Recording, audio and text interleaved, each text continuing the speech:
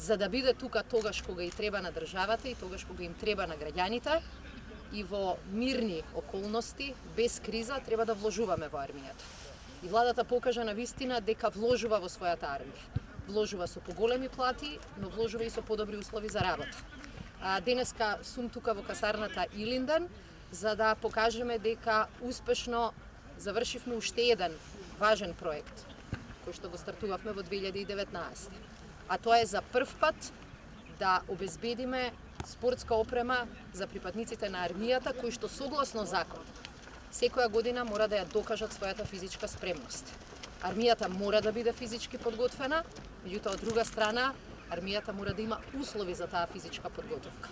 Денеска сме тука во Илинден, можете да видите дека припадниците на армијата 1200 овој пат, не само во Илинден, туку еден дел во Штип, во Генералштабот, на Воената академија, имаат целосна спортска опрема која што ќе им помогне да бидат поподготвени, да бидат навежбани, да имаат целосна физичка подготвеност која што се бара од една армија. Овој процес беше само првиот чекор.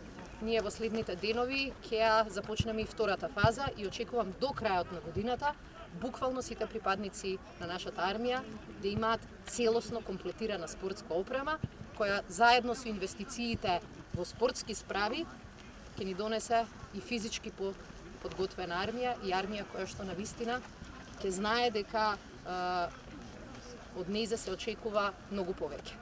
Навистина ми е задоволство да видам дека она што го работевме во 2019 денеска се гледа и се смета од страна на сите припадници на армијата како чекор кој што долго време бил неопходен, меѓутоа еве сега гледаат и дека се реализира.